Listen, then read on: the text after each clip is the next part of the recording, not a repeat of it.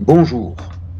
À la suite d'un bug, je remanie le montage de ce documentaire et je l'enrichis d'informations complémentaires. Je vous parle de santé et avant tout de ma santé puisque je viens d'être victime d'un petit accident sur un bateau-bus qui me vaut de souffrir d'une entorse du genou droit. Et ce documentaire fait partie de l'une de mes playlists qui s'intitule Améliorer sa santé. Si le sujet de la santé vous intéresse, n'hésitez pas à plonger dans mes documentaires précédents, notamment ceux qui accompagne le premier confinement décidé par les confineurs élyséens et jupitériens.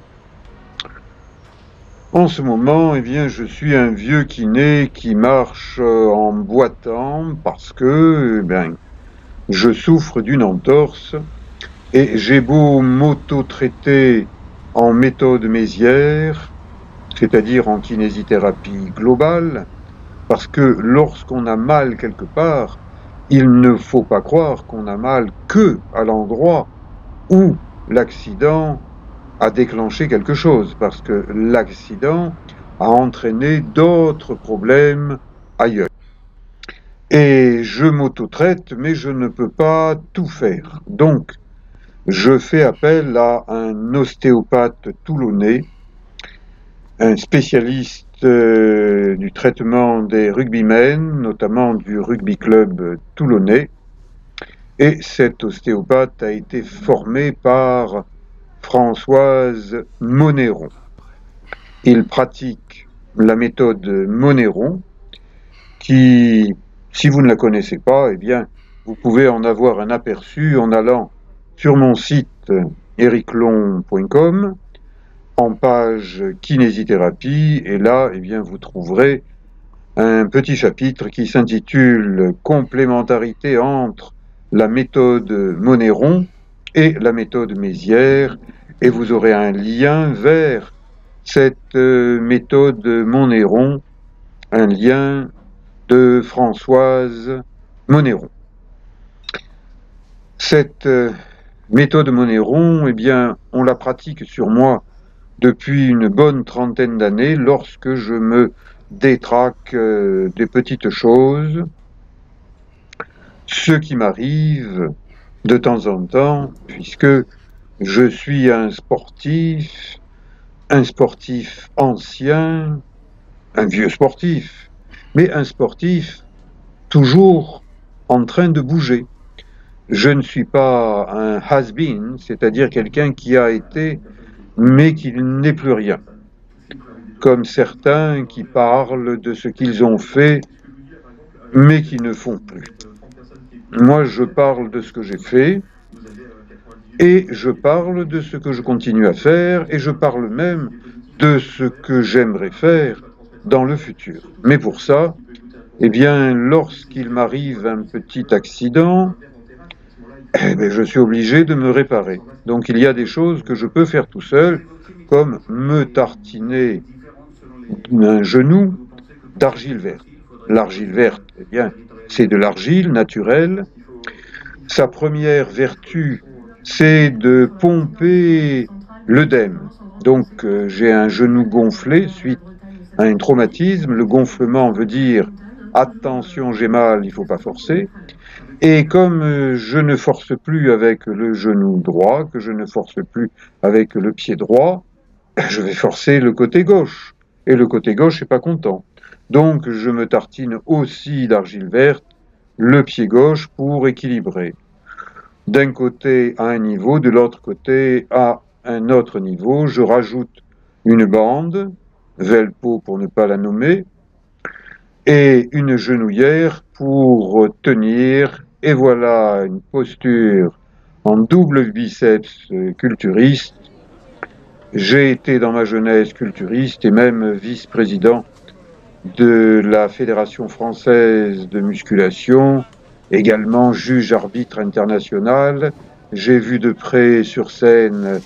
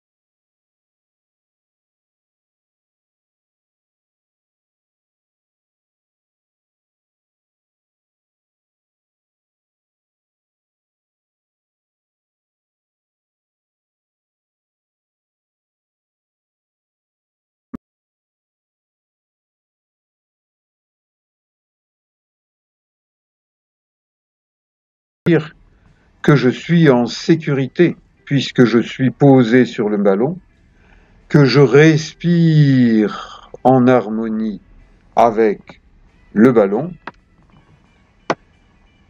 et ma foi, ça me fait du bien, ça ne me fait pas mal. Je prends mon temps pour faire des mouvements au ralenti, des mouvements de vieux. C'est normal puisque je suis un vieux. Je respecte mon corps tel qu'il est maintenant, pour le maintenir dans un certain état de forme, et pour pouvoir l'utiliser autant que Dame Nature voudra bien me laisser utiliser mon corps. Je viens d'apprendre le décès d'un champion cycliste à l'âge de 105 ans. Il a battu des records jusqu'à l'âge de 105 ans et il est mort récemment à 109 ans. Et moi, je me dis que ma foi, si je continue à m'entretenir, pourquoi ne pas viser les 100 ans? Ça, c'est l'exercice du chien et du chat. Les chiens et le chat, c'est un peu comme Manu et Marine. Vous savez, ils se cherchent, ils se chamaillent, ils parlent l'un de l'autre. L'un sans l'autre, ça n'irait pas.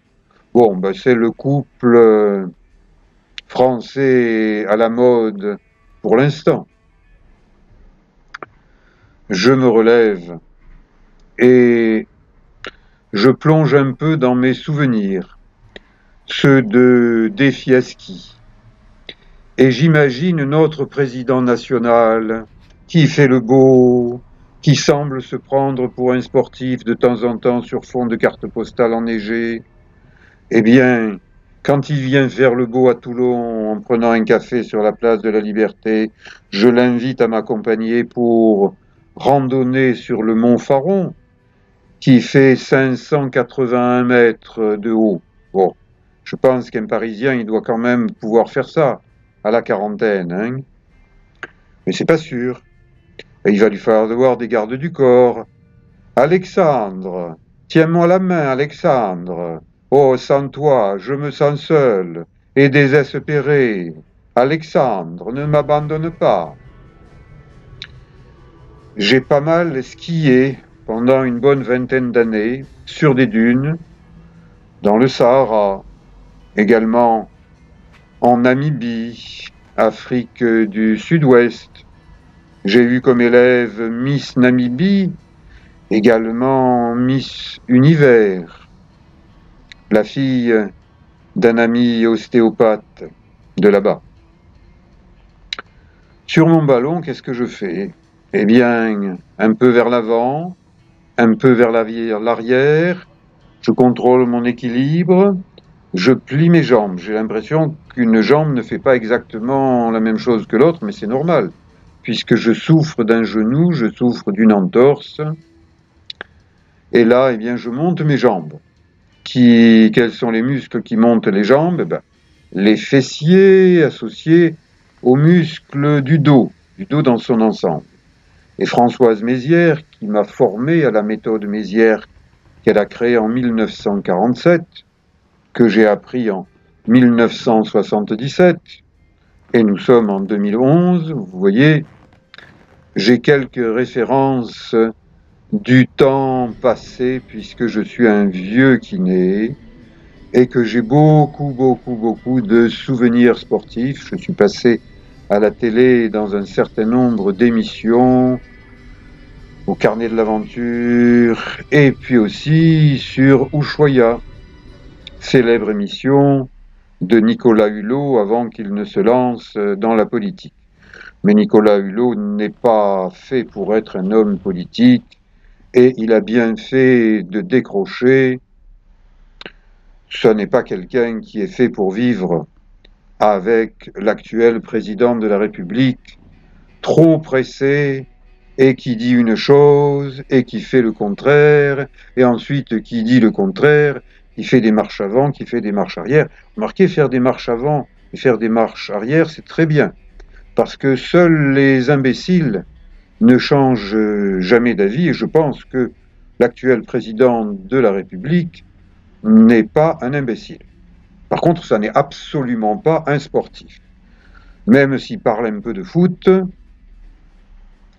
moi, je m'équilibre dans mon corps grâce à un travail d'étirement doux, progressif. Vous constatez que je n'arrive pas à tendre complètement ma jambe droite.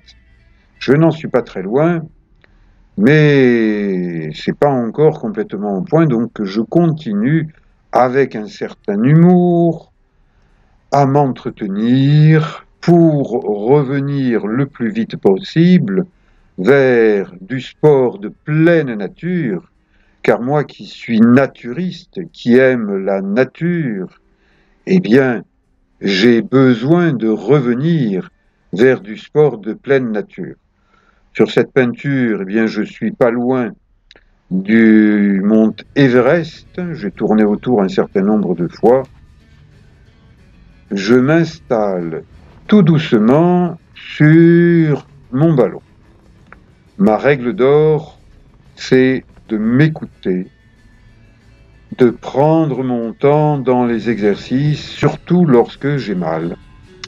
Et mes petits amis qui sont gonflés à bloc, eh bien, ils m'observent et ils me disent « Oh, Eric, n'oublie pas que tu as des racines corses, hein ? N'abuse pas de la vie, prends ton temps. Si tu veux arriver à 100 ans, il faut pas courir maintenant. Parce que les petits vieux qui courent au-dessus des 70 ans, eh ben, des fois, ils s'arrêtent en chemin et puis c'est trop tard. Donc, j'y vais doucement. Je m'assieds doucement. Je suis toujours bien en appui sur mon ballon qui me tient le dos. Et je fais des petits mouvements avec la tête. Je contrôle ma respiration. J'allonge doucement une jambe, celle qui va bien, et encore plus doucement, celle qui a mal. Et même le crocodile qui est dans mon cabinet de kinésithérapie toulonnais, et le flamant rose, et le petit dalmatien qui est tout seul, hein, il n'y en a pas 100, hein, et le poulpe bleu, il m'observe. Et moi, je pense à Avant, mon deuxième livre, Des écrins à l'Himalaya, qui aurait pu s'appeler De Toulon à l'Himalaya, parce qu'en réalité, je m'entraîne à Toulon, je me prépare à Toulon, et puis après, eh bien, je vais faire du ski au Sahara. Je n'en ai absolument plus envie, hein. Faire peut-être un retour en Namibie, mais la Namibie, ça jouxte l'Afrique du Sud, et en ce moment, si on va en Afrique du Sud, on a du mal pour entrer en France. Donc, je suis en France, je m'entraîne en France, je m'entraîne à Toulon. Mon entorse de genou m'a empêché d'aller en Corse, terre d'une partie de mes ancêtres, mais j'espère y aller très vite avant l'affluence du plein été pour faire un peu de montagne. Si vous ne connaissez pas ma playlist de Corsicabelle, allez la voir et vous découvrirez les endroits de Corse où j'aime randonner, me baigner de temps en temps dans de l'eau glacée. Et vous constatez que pour un papy de 71 ans, eh bien, je fais encore quelques pompes. Je n'en fais plus 130 d'un coup, comme j'en ai fait à 43 ans. Et maintenant, j'ai 71 ans. Donc, oh, papy Eric, ménage-toi, prends le temps. Là, mon cou, il commence à tirer. Hein. Faut pas croire que les pompes, ça ne fait travailler que les bras. Ça fait travailler beaucoup de choses. Et mes petits amis chouettes m'observent. Hein. J'en ai même 3 de chouettes. Bon, ça va. J'ai assez fait de pompes. Maintenant, je m'étire, mais j'adapte mes étirements à mon entorse du genou. Je pense avoir travaillé correctement. Je n'ai pas plus mal. Au contraire, je me sens mieux parce que j'ai bougé. Mais je bouge doucement. Et là, je tends ma jambe et je demande à un petit jeune, nouvel élève qui veut gagner du muscle, eh bien, d'utiliser ses muscles et de voir qui de nous deux est le plus fort. Donc moi, je dois résister à la pression de sa main. Et je vous garantis qu'il pousse. Mais moi, j'ai mon genou qui résiste. Hein. Il a l'avantage de la jeunesse, ce petit jeune. Et moi, j'ai l'avantage de l'expérience. Si je veux tenir, eh bien, je sais un peu comment m'y prendre. Mais un jour prochain, l'élève l'emportera. Et je pense que dans des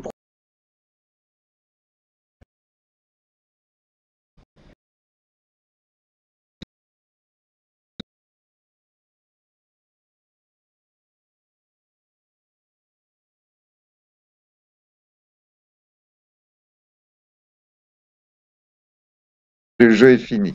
À bientôt.